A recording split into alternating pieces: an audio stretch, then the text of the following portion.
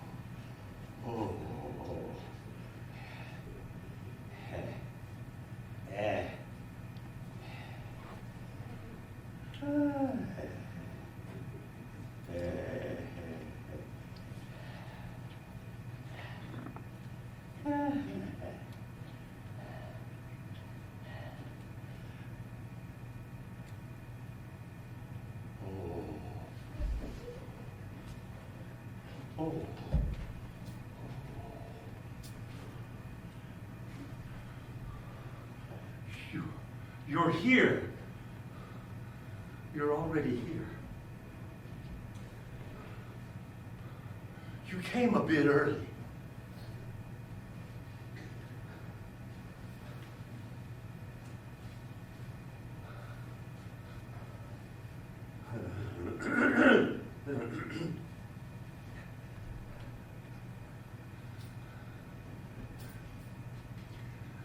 I should have known. Sorry to make you wait. I hope I didn't make you wait too long. Oh. And sorry. You had to watch me wash my feet. My own feet by myself. Oh. Slaves, mind you, don't have servants to wash their feet, and I'm a slave. Have to do it myself. But bet you're not used to it. Such esteemed persons have servants for that kind of thing. Washing feet, I mean. Not me. Oh, I've always had to wash my own feet. Always a servant to others. Oh. And frankly, I don't mind. That is, washing other people's feet. No one washed my feet, though. Oh, what's wrong with me? You didn't come to listen about my feet. You came to hear about my ear. After all, yes, my ear. My right ear. I'm honored, truly humbled. I mean, why would anybody choose to come to listen about my ear? What do I have to say? Really, it's not like my ear is of any importance. It looks no different than any of yours. No, don't take me wrong. Ears are essential. They're the chief instrument by which men receive commandments and instructions. Yes. For this reason, The ear of the priest had to be dedicated, had to be sanctified. At the dedication of a priest, the tip of the right ear was touched with sacrificial blood. Yes, yes. And the cleansed leper had to be rededicated to the service of God by blood and oil applied to the ear. Yes.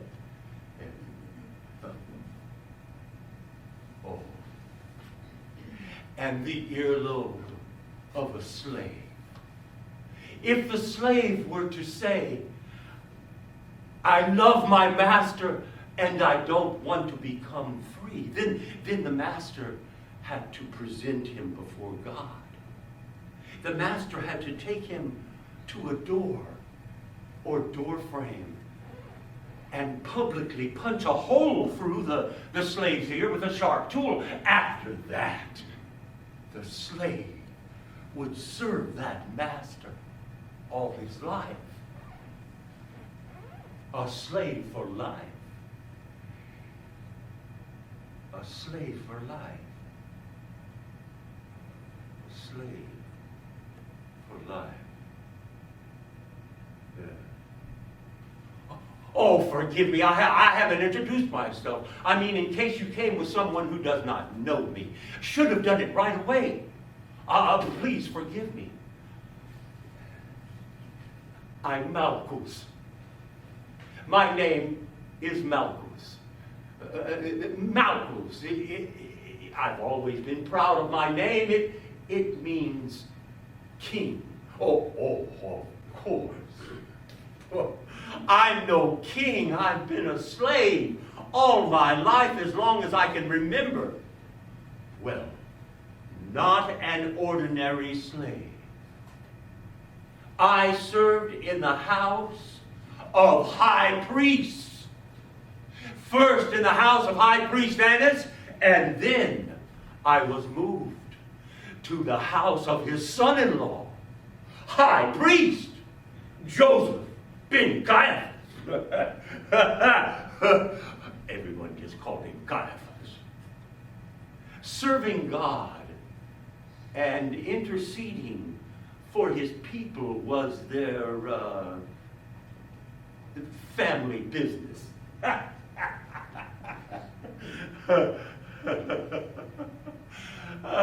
It felt special to serve the high priest, to serve the ones who had direct contact with God himself. They saw God face to face.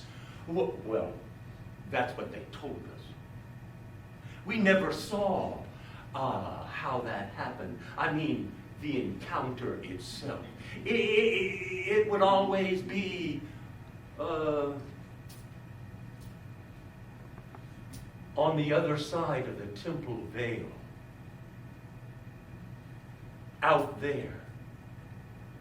No man but the high priest could go behind the veil where God was.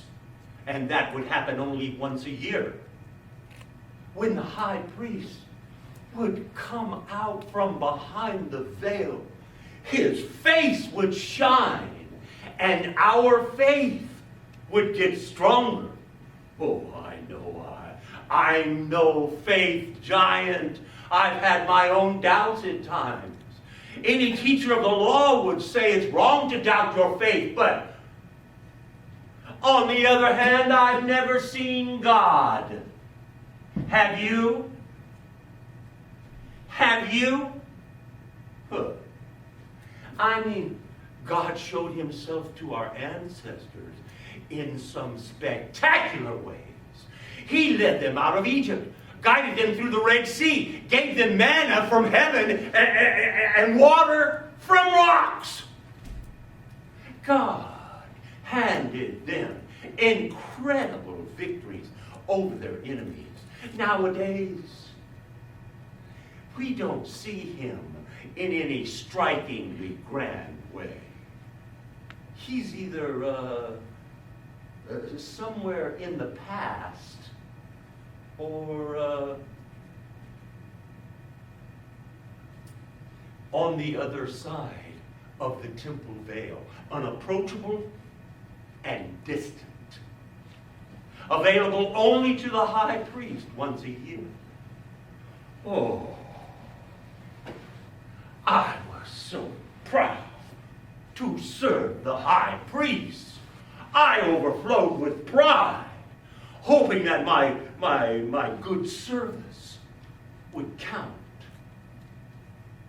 and in some way or fashion would please God over there on the other side of the veil. I tried hard.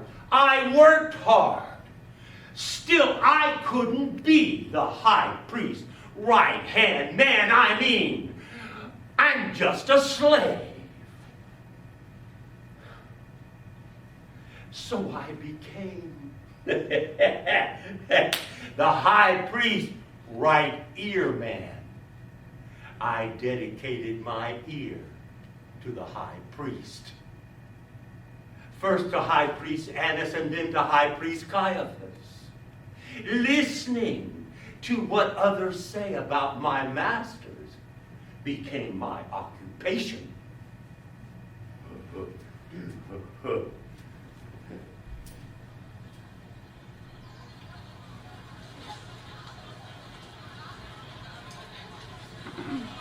I listened to everything.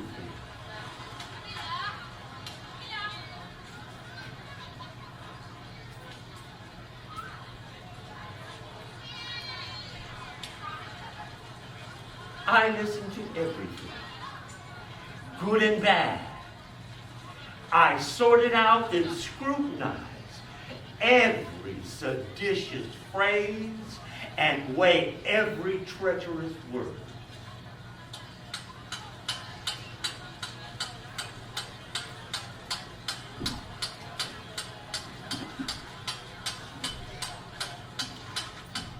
Pushing through the crowd of the marketplace, I listened for any mention of my master's name.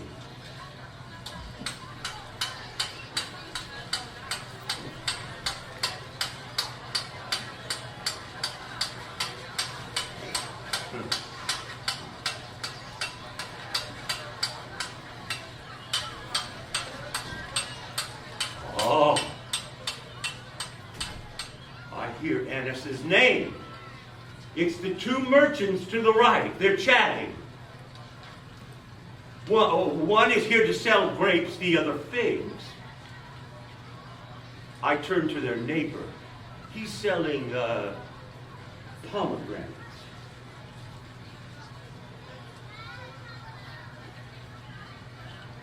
I pick a pomegranate from the fruit basket. The seller immediately gets in my face. He's loud. He praises his crops. He waves with his dirty hands, showing how he cared for his pomegranate trees. He picks the largest fruit and tries to place them into my basket. I know he says something about his price being the best on the market today, but I don't hear him. My eyes stare at the pomegranate in my hand, but my ear listens to the two merchants. They're definitely talking about Annas. One says that Annas didn't quit his chief high priest post of 7 years willingly. He got that right. True. Oh.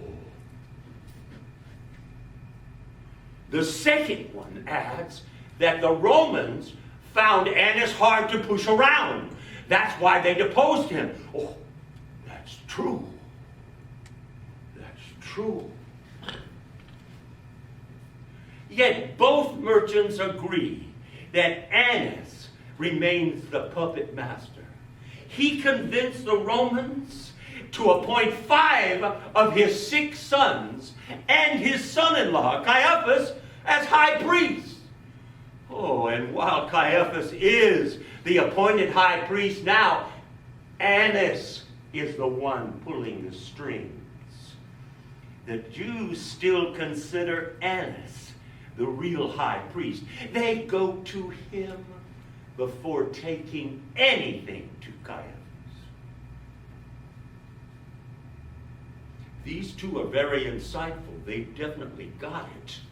Oh, I wonder how many more see through it and understand what's going on.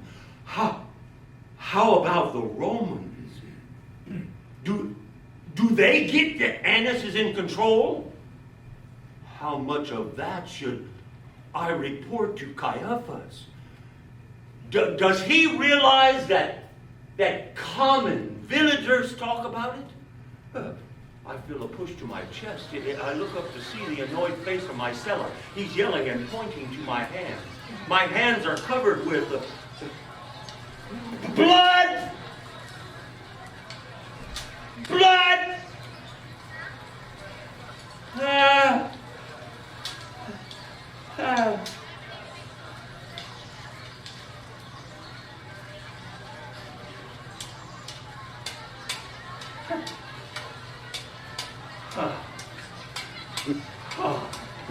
It takes me a moment to realize that it's the pomegranate juice. My fingers have punched through the tough husk of the pomegranate. The seller demands I pay for it. He's upset and he's loud. The merchants stop chatting and look at me. Everyone looks at me now.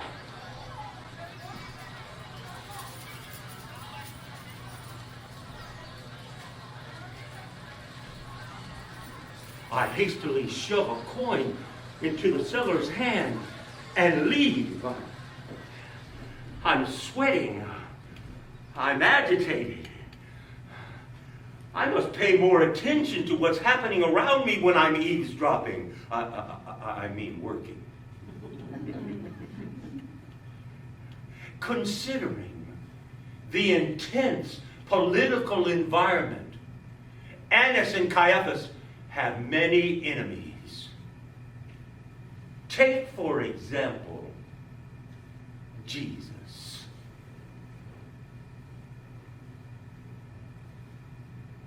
I'm not sure when I first heard the name of Jesus for the first time. I think someone mentioned his name, saying that he taught well at the synagogue. He taught indeed like no other teacher I've ever heard. There was something different about him. For example, we were always taught an eye for an eye and a tooth for a tooth. But Jesus would say,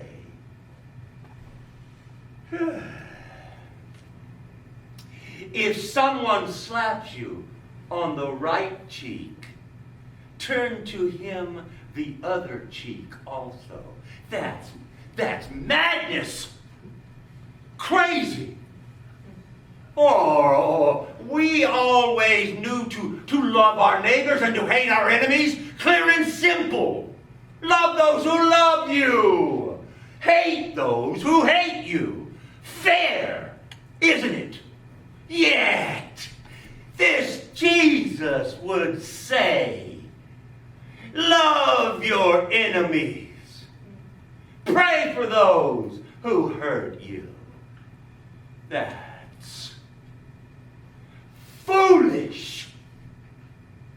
Don't you think so? I certainly thought so. And then he would add, if you love only the people who love you, you will get no reward. Anyone can do that, but you must be perfect, just as our Father in heaven is perfect. However, it wasn't his teachings. His travels bothered me. He was always on the go, constantly moving from one place to another, and not on his own. His group of so-called disciples was growing quickly. Soon our Pharisees, our esteemed teachers of the law, also were watching his every step. I mean, who can blame them? He said and did some scandalous things, like when he healed a man with a crippled hand. I know they provoked him, but still. Here's what happened. It was a Sabbath day. Sabbath day, mind you, our holy day of rest. Jesus and his followers went to the synagogue. I mean, we all go to the synagogues on the Sabbath day. No big deal. As they entered the synagogue, they all passed by a beggar who sat by the front door. Please, be merciful to me. Please, be merciful to me. Nothing special. Just a man with a crippled hand. And that's when the Pharisees thought of a brilliant idea. They asked Jesus, would it be right to heal on the Sabbath day? Why? I guess they were too eager to proclaim him a false teacher. Jesus didn't blink his eye. He had an answer ready. If any of you has a sheep and it falls into a ditch on the Sabbath day, you will help it out of the ditch.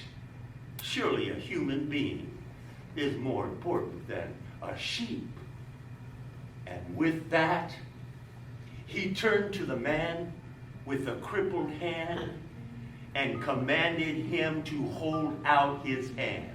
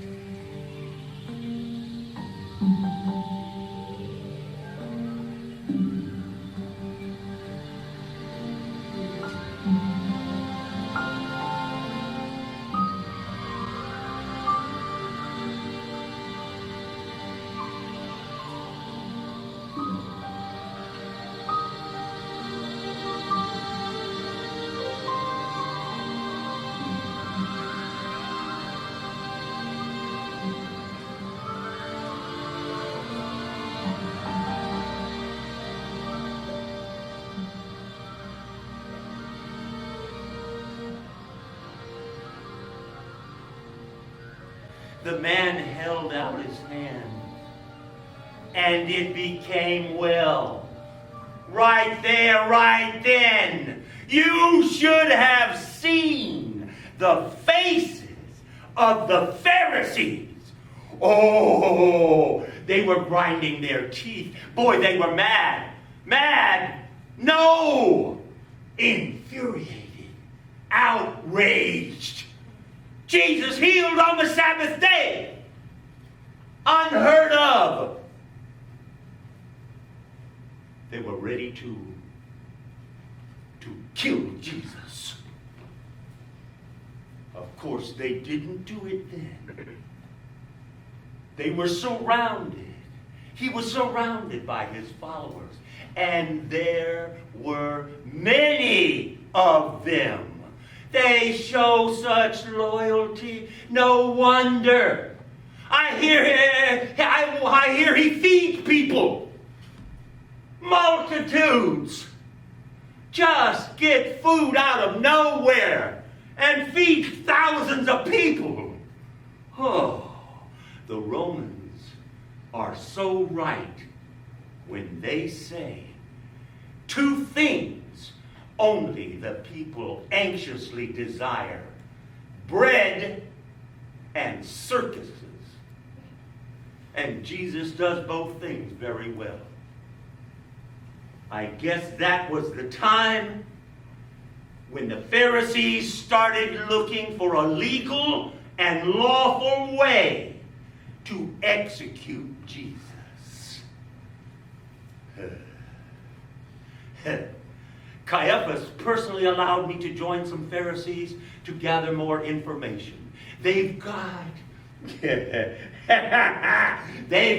great plot, an elaborate moral trap with a pretty bait. She, yes, our bait is a sheep, young and very attractive. She lives there. And we know exactly what happens behind the closed door of her home. Everyone knows, especially men. There's a new man knocking at her door every night. To make the plot work, we must split our group in two.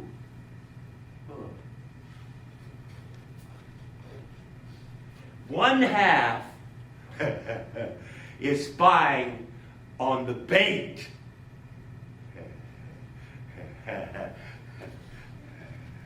Another is keeping an eye on Jesus.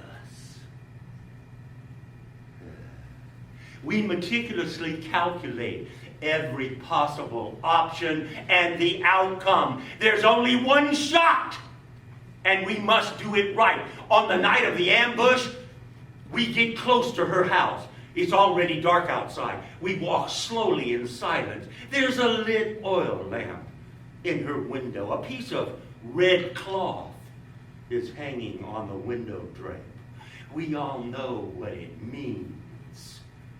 And we want to cackle like a bunch of young boys. Instead, we silently kick each other's sides and point with the finger. Then we hide and wait.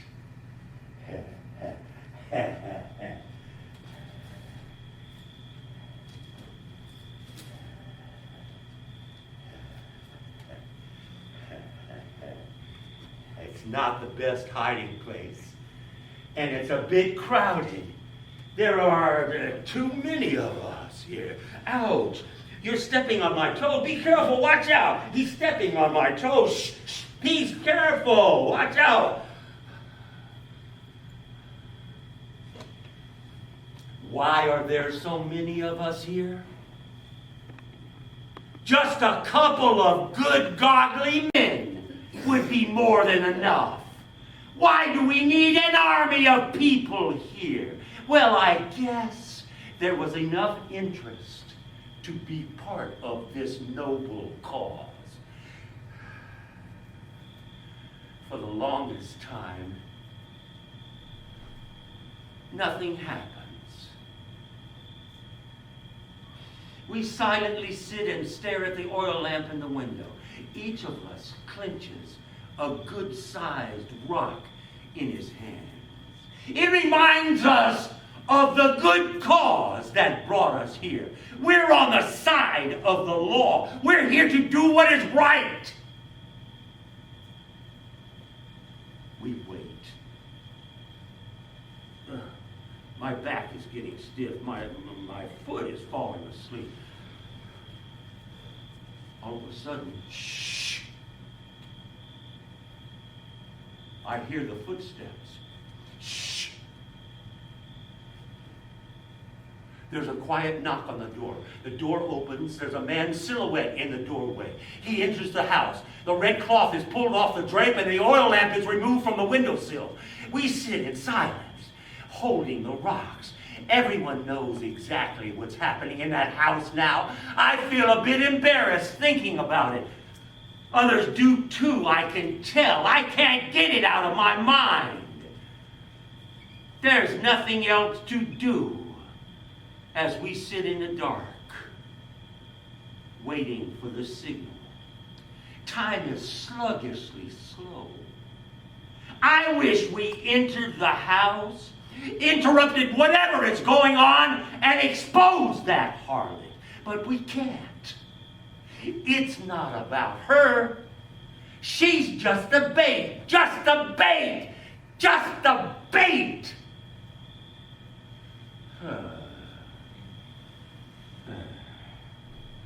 I struggle to stay awake. My eyelids feel heavy. I close my eyes for a second.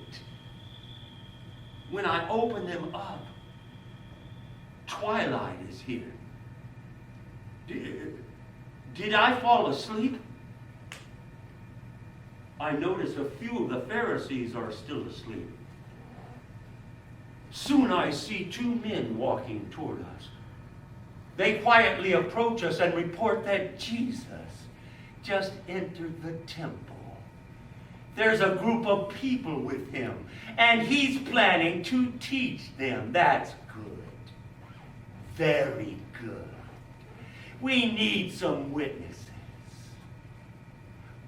By now, everyone is awake. It's time. We enter the house without knocking. The man and the woman wake up, fear in their eyes. They are terrified to see us. We stand over them, surrounding the bed. One of the Pharisees pulls the blanket off them. The man and the woman cover themselves with their hands. Suddenly the man jumps out of the bed and runs out. No one tries to stop him. No one bothers to follow him. He's not the bait, she is.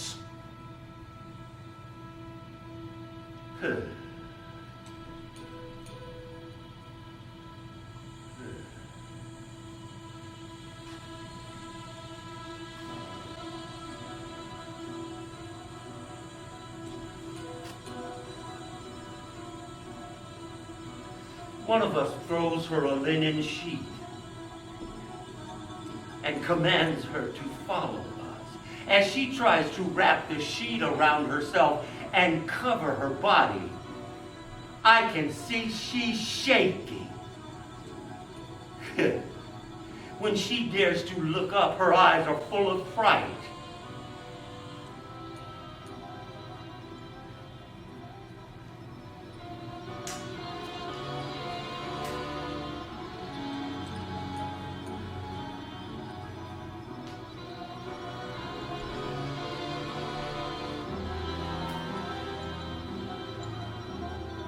I'm with them as we enter the temple.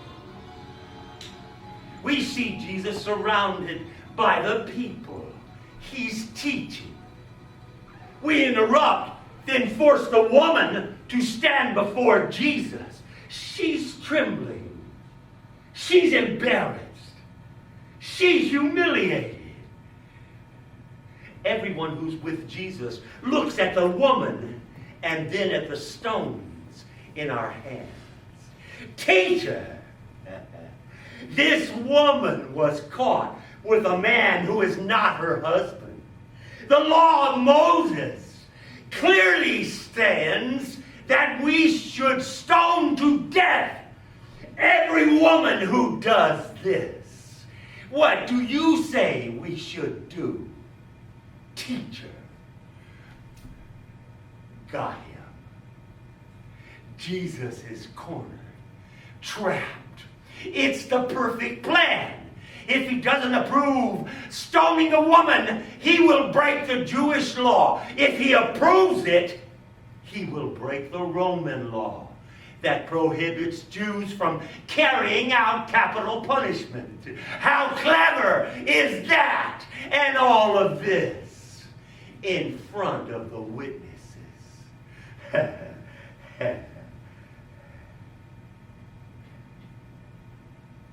Jesus is silent. He bends over and starts writing on the ground with his finger. I can't tell what he's writing there. The question was, what do we do with this woman? She was caught in the act of adultery. Shouldn't she be stoned, teacher? Our faces are beaming with triumph. Jesus gets up. No fear, no panic. He looks at us and says with a calm voice, anyone here who has never sinned can throw the first stone at her. He then bends over and continues to write on the ground.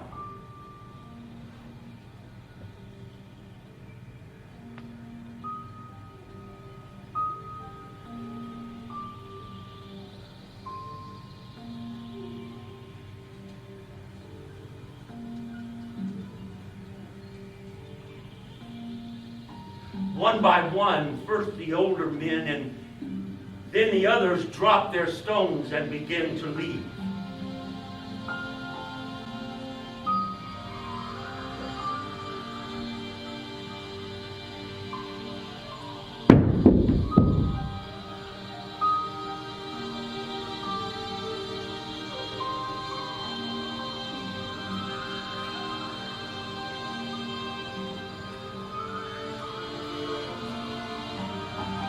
I too drop my stone on the ground and start to leave.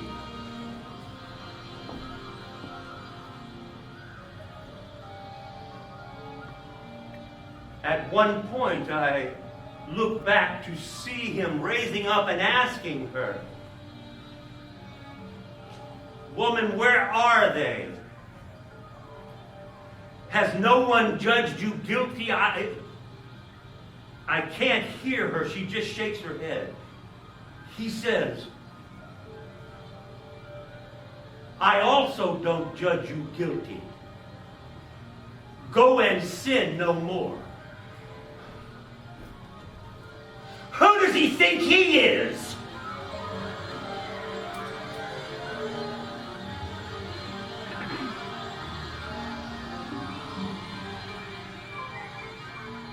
Soon we're overwhelmed with the news that he's healing people.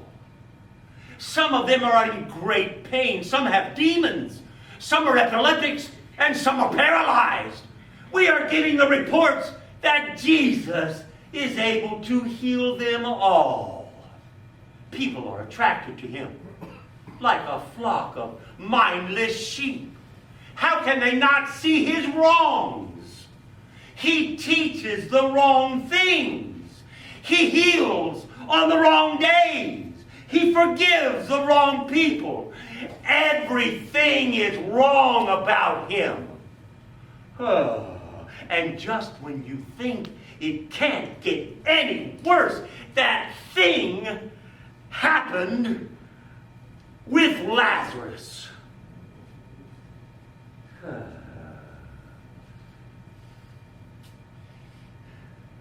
Apparently, Jesus had this good friend Lazarus who got sick and died.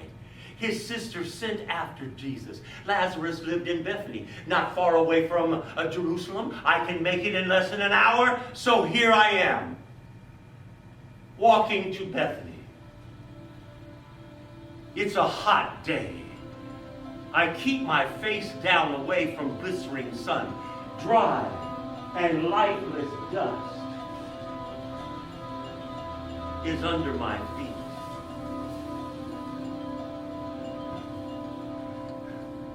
It was only the other day that I overheard the teachers of the law arguing with the priests about the words of Ecclesiastes. All go to the same place. All come from dust, and all go to dust. That's one gloomy prospect. Oh. Poor Lazarus. Oh. Poor me. Poor all of us. I try to dismiss these obsessive thoughts about death, but dust is everywhere.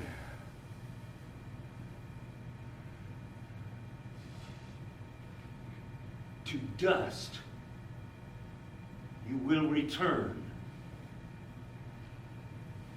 Oh. Finally, I enter Bethany. There's a group of grieving people walking together in the same direction. I silently join them. I walk and I listen. This whole group is following Martha and Mary, the sisters of Lazarus. They're all heading to his tomb to weep. We turn around the corner and And Jesus is standing right there, waiting. Whoever told me that Jesus was heading to Bethany was right. Now, let's see. One of the sisters approaches Jesus. I hear someone whispering Mary's name. So that one is Mary. It means that the second one is Martha. Mary falls at the feet of Jesus. Lord, if you had been here, my brother would not have died. My thoughts exactly. Jesus looks troubled. He helps her up and asks to show where Lazarus is buried. At the cemetery, I stare at the grave. It's a cave with a large stone covering the entrance. For you were made from dust, and to dust you will return. Dead Lazarus is on the other side of the stone, rotting away, decomposing, disintegrating, turning into dust. Mourners begin the high, piercing wail. It is loud. It hurts my ears. I look at Jesus. Tears run down his face. All of a sudden, he commands to move the stone away. What? Move the stone away. Martha tries to explain that Lazarus has already been in the tomb for 4 days. The odor will be bad. Really bad. Yet Jesus insists. Didn't I tell you that if you believed, you would see the glory of God? As several strong men push the stone away from the entrance, Jesus looks up and prays, and then commands, Lazarus, come out!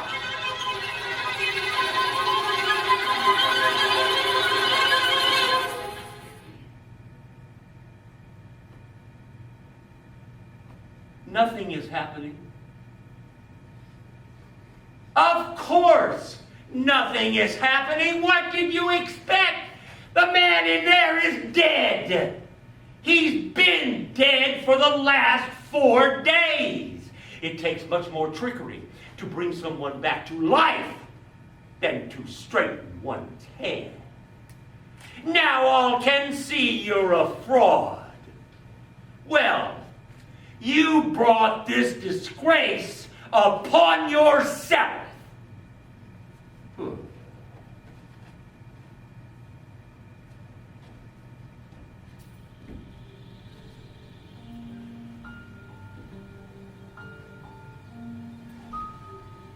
Gasp. Another gasp. The crowd is gasping.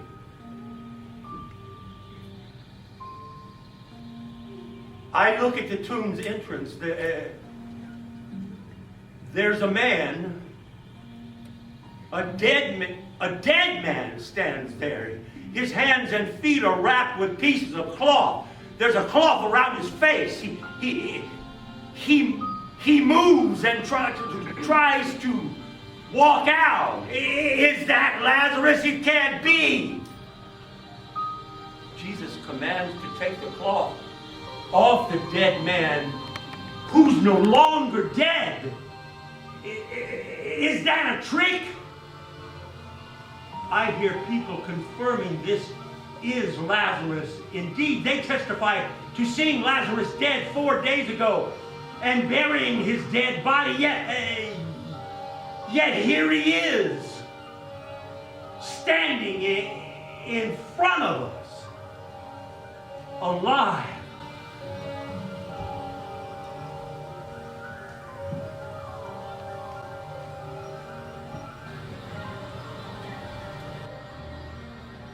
Who is this Jesus?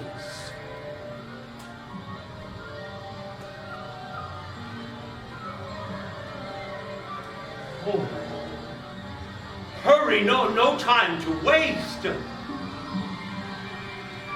I must inform Caiaphas.